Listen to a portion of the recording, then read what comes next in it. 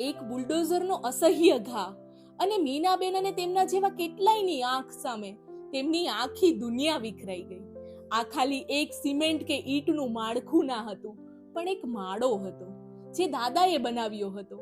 દાદા તો જતા રહ્યા, પણ આ દાદી કોઈ સહારા વગર જૂની યાદોના સહારે જીવતા હતા. આ હતું તેમનું ઘર ગઈકાલ સુધી. અને આજે હું ઉતાવળે દાદી પાસે ગઈ. તેમના આંસુઓ ધોધમાર વરસાદની માફક વરસી રહ્યા હતા. તેમની નજર સમક્ષ જ તેમનું જીવન, તેમનું ઘર, તેમનો સહારો બધું જ કડાકાભેર તૂટી રહ્યું હતું. દિવાલો પણ જાણે ચીસો પાડી રહી હતી, પણ યંત્રને લાગણી ક્યાં સમજાય. મેં દાદીના ખભે હાથ મૂક્યો. પીઠ પર મૂકેલો હાથ કદાચ દુઃખ ઓછું ના કરી શકે, પણ એ એક નાની શાંતિની ઝાંખી તો આપી શકે છે. કદાચ તેમણે આંગળી ચીંધતા કહ્યું કે કાલે રાત્રે હું અહીં આરામથી સૂતી હતી, કોઈ ચિંતા વગર, અને આજે રાત્રે હું ક્યાં સૂઈશ?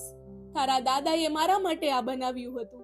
હવે બધું પૂરું થઈ ગયું. મેં કહ્યું, દાદી, આપણે કંઈક રહેવાની વ્યવસ્થા શોધીશું. ઘર તૂટતા હું રોકી નહીં શકું, પણ દાદી, હું તમને તૂટવા નહીં દઉં. ત્યારે દાદીએ કહ્યું, એકવાર આંખ મીચીને કલ્પના તો કરો, જો તમારું પોતાનું ઘર તૂટી જાય તો?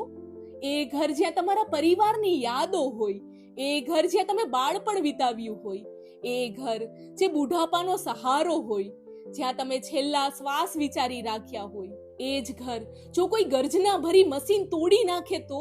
હું ઘડીભર માટે નિશબ્દ થઈ ગઈ, અને ત્યાં તો એમના જીવનભરના સ્મરણો ધૂળમાં ખાખ થઈ ગયા.